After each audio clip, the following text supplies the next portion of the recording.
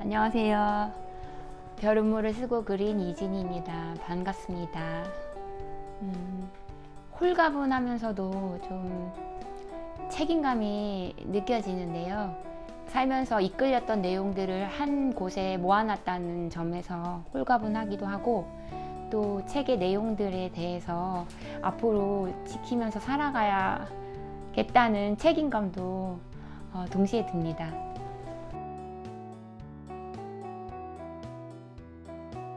국립고궁박물관에 방문을 했었는데, 그때 십장생도 병풍을 직접 봤어요. 거기에 굉장히 아름다운 그림이 있었고, 또 평소에 들었던 그런 이야기들이 병풍에 들어있는 것을 직접 목격을 하고, 이거를 그림책으로 담아야겠다라는 생각을 하게 됐습니다. 제가 그리고 쓴 책은 바로 이 책인데요. 우선 이렇게 반짝반짝 빛을 비추면 숨겨져 있던 십장생도가 은은히 드러나는 표지예요. 그래서 본문에 나오는 것처럼 아버지가 숨겨진 선을 찾아가신다는 그런 글귀에서 이런 표지를 만들었고요. 제목은 벼른물이에요. 먹을 갈기 위해 벼루에 붓는 물이라는 뜻인데요. 벼른물로 제목을 지은 이유는 주제가 벼른물을 깃는 마음이기 때문에 줄여서 벼른물로 지었습니다. 그래서 아버지와 아들이 나오는데, 이제 아들이 아버지의 예술 혼을 닮아가는 그 과정을 그린 이야기예요. 그래서 첫 페이지에는 아들은 이렇게 창문을 열면 멀리 보이는 새벽산, 그리고 차가운 공기를 맡으면서 일어나는데, 동시에 아버지의 그 묵향을 맡으면서 일어납니다. 그리고 이제 아버지와 나는, 여기서 나는 아들이 되겠죠. 그 새벽 산으로 올라갑니다. 아직 어둑어둑한 이 산을 오르면서 마음속 깊은 곳까지 맑은 공기를 마시면서 서서히 정신을 깨우는 장면이죠. 그리고 다음 장면은 이제 산에 올라서 보이는 장면에 대해서 허투루 보면 안 된다는 아버지의 말씀이 있으세요. 그래서 아들도 그 화가가 되고 싶기 때문에 아버지의 말씀을 따라서 보이는 장면을 마음에 담고 있는 그런 그림입니다. 그래서 여기서 어떤 장면을 담게 되느냐, 바로 이 학은 아들의 눈에 이렇게 비치게 돼요. 결국에 산에 올랐던 이유가 여기서 나와요. 그림을 그리기 위해서 벼른물을 뜨러왔던 거죠. 그래서 아들이 아버지께 질문을 합니다. 집 가까이에도 물이 있는데 왜 여기까지 뜨러와야만 하느냐. 아버지는 할머니께서 생일날 미역국을 끓이기 위해서 이렇게 깊은 산 속에 와서 물을 길어다가 끓여주신 이야기를 하면서 우리도 그림에 그런 정성을 들여야 된다는 이야기를 해주세요.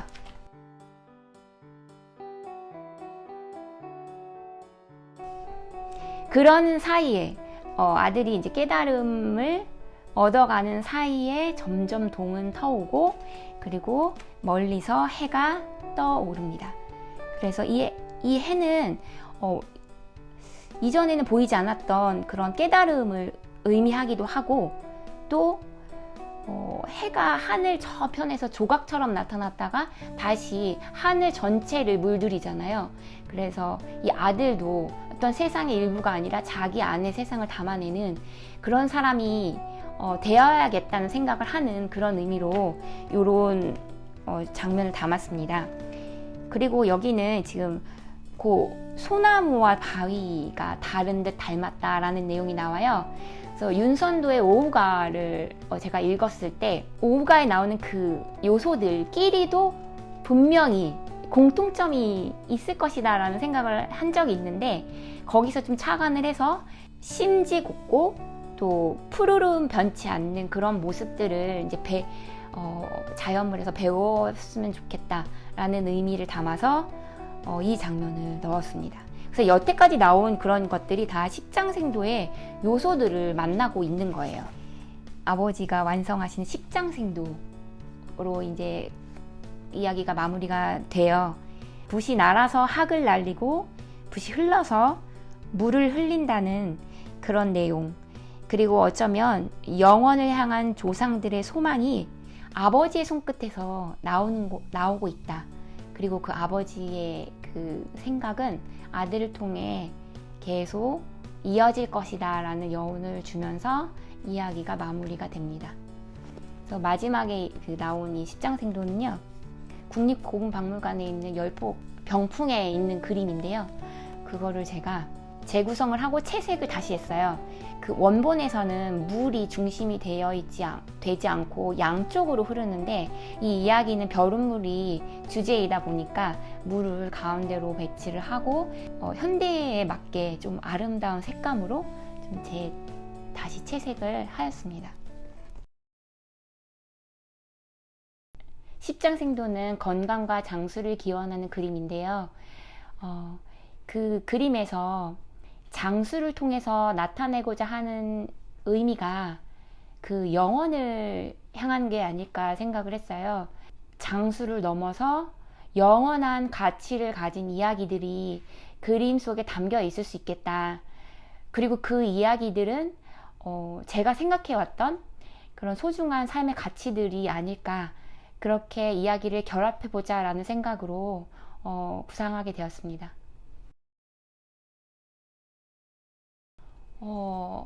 책을 처음 만들 때 이야기를 먼저 썼어요. 근데 이 이야기가 과연 책이 될 수 있을까라는 의구심이 많이 들었거든요. 근데 계속 하다 보니까 책이 만들어지더라고요. 그래서 그런 일련의 과정들이 저한테는 굉장한 의미로 다가왔어요. 그리고 책을 다 만들고 나서도 책을 만들고 나면은 이제 모든 작업이 끝났다라고 생각을 했는데, 여러 사람 앞에서 소개하는 그런 기회도 있었고, 그리고 저의 의도에 대해서 설명해야 되는 그런 인터뷰를 또 한 적도 있거든요. 그런데 그런 과정을 거치면서 책이 나왔는데도 불구하고 책을 내가 이제야 더 다듬고 있구나라는 생각을 하게 됐어요. 그래서 책을 만드는 모든 과정들이 저에게는 의미가 있었지만, 가장 의미 있는, 기억에 남는 순간이라면 그 처음과 끝이라고 말씀드릴 수 있을 것 같습니다. 그 그리기 어려웠던 장면은 해가 떠오르는 장면이었는데요. 해가 떠올라서 하늘과 해의 경계가 사라지는 그런 느낌을 그림으로 표현하기가 너무 어려운 거예요. 그래서 그 글을 썼을 때는 굉장히 마음에 들었는데, 그림으로 표현하려고 하니까 굉장히 어려운 숙제를 하는 기분이었습니다. 사람들한테 하고 싶은 이야기를 전할 때 우선 아름다운 색으로 주의를 끌고 싶었거든요. 그래서 색을 조합할 때 공을 좀 많이 들였어요. 그래서 영화를 보거나 TV를 보거나 쇼핑을 하거나 뭐 일상을 살아갈 때, 뭐 사람들 만날 때도 그렇고 항상 색의 조합을 찾았었거든요. 그래서 어느 소설의 주인공처럼 향을 모으는 그런 사람처럼 저는 이제 색을 모으면서 살았던 것 같아요. 그리고 색의 조합이 사실은 정답은 없지만, 제 마음에 드는 색을 찾았을 때, 그런 조합을 만났을 때 굉장히 희열을 느꼈었거든요. 그래서 그런 희열에 중독이 돼서 색 채집을 계속 이어갔던 것 같고, 그게 좀 어려웠지만 또 재미있었던 순간이었습니다. 저만의 생각일 수도 있는데요. 그 샘의 물의 색이 좀 사람의 깊은 마음을 나타내는 그런 색 조합인 것 같은 느낌을 받았거든요.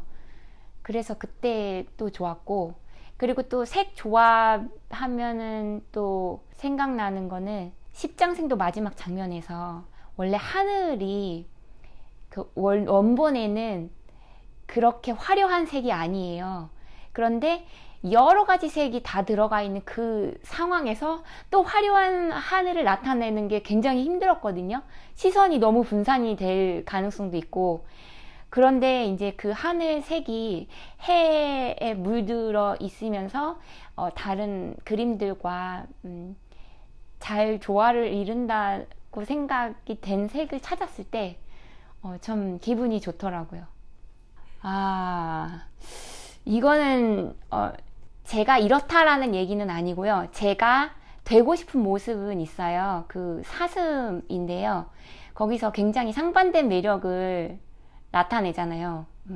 온순한 듯 담대하고 친근한 듯 신비로운 모습으로 제가 묘사를 했는데요. 온순해서 이렇게 사람들하고 잘 지내고 그 어떤 순한 어떤 그런 느낌을 가지는 반면에 자신이 원하는 그 뜻을 한번 세우면은 굉장히 담대하게 그것을 향해서 나아가는 모습, 그리고 또 이렇게 친근하면서도 또 각자의 색을 가지고 각자 신비로운 모습을 간직한 모습, 이런 것들이 제가 꿈꾸는 그런 모습이거든요. 그래서 반전 매력이라고 하죠. 그래서 좀 웃기지만 우습지 않은 이런 사람들이 되고 싶어 하잖아요. 그래서 저도 그런 마음이 있는 것 같습니다. 네. 저는 책이라고 생각하는데요. 좋은 책을 많이 읽고 또 읽게 되면 또 쓰는 사람도 많아질 것이고, 또 그러한 책을 읽고 자신의 생각을 더 추가해서 자신의 생각으로 해석해서 또 새로운 책이 나오고, 어떻게 보면 그 책에 있는 이야기가 영혼의 매개체일 수도 있다는 생각을 하고 있습니다.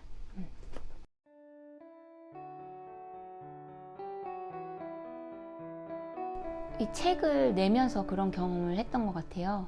이게 될까 하고 시작했던 일인데 어느덧 끼니를 거르고 작업을 하고 있더라고요. 평상시에는 이제 밥 때만 기다리면서 살았다면 이번에는 밥 먹는 것도 잊어버릴 만큼 몰입해서 작업했던 일 같아요. 저는 우리 음식 문화가 오래 전승이 됐으면 좋겠습니다. 왜냐면 우리 음식 문화는 김치나 장이 기본이 된 발효 음식이잖아요. 그리고 발효 음식은 건강에 좋다고도 알려져 있고, 지금처럼 건강이 중요한 이슈로 떠오르는 시대에 오히려 우리 음식 문화가 어쩌면 답이 될 수도 있겠다는 생각이 들었어요. 그리고 우리 음식을 만들어내면서 그 시간과 정성이 다른 일을 하는데도 중요한 밑거름이 되지 않을까, 그런 생각을 합니다.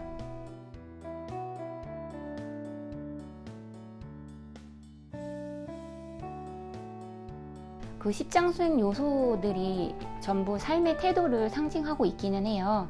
근데 그 중에서 제가 실천할 수 있는, 그리고 가장 끌리는 태도는 그 거북이처럼 느리지만 꾸준히 한 길을, 자기가 가고자 하는 길을 가려는 그런 태도를 저도 본받고 싶습니다. 저는 그림책은 시간여행 같아요. 그림책은 작가가 경험한 최고의 순간들을 모아놓은 거라고 생각하거든요. 근데 책을 읽는 사람들은 그때 그 시점으로 가볼 수 있는 거죠.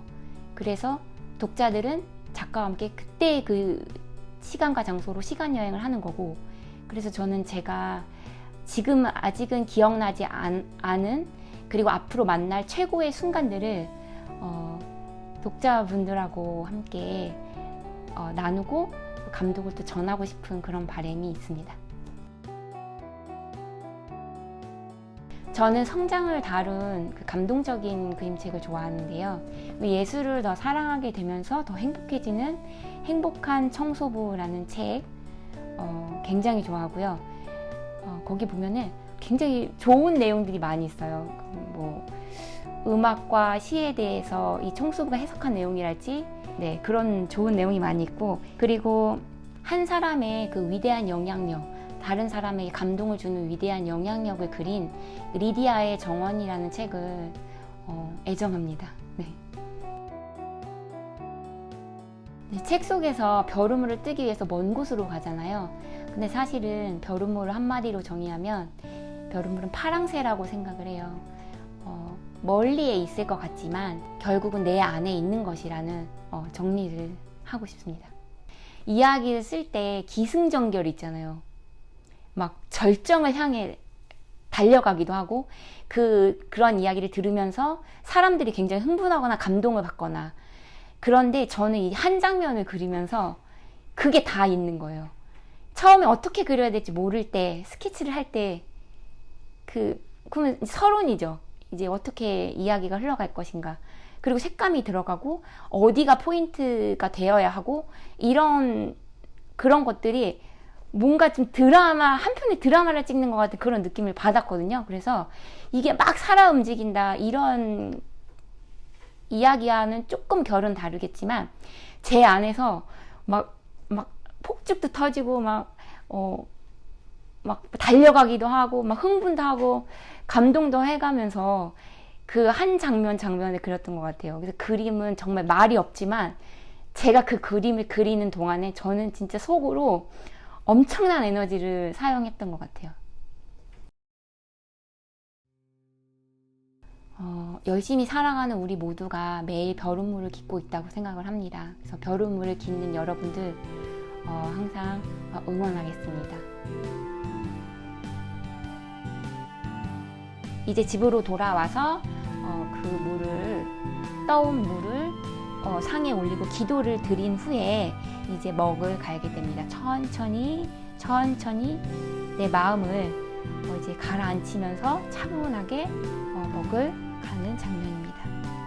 그래서 해녀 할머니들이 육지에서는 천천히 걸으시지만 바다에서는 그 누구보다도 날렵하시다고 하잖아요. 그러니까 자기만의 그 홈그라운드라고 해야 되나요? 자기만의 그 필드가 있는 것 같아요. 저는 좀 청소할 때 좀 굉장히 느리게 하는 것 같아요. 네. 그리고 제가 하고 있으면 남편이 다 끝내고 있더라고요. 그래서 그럴 땐 좀 좋은 것 같아요.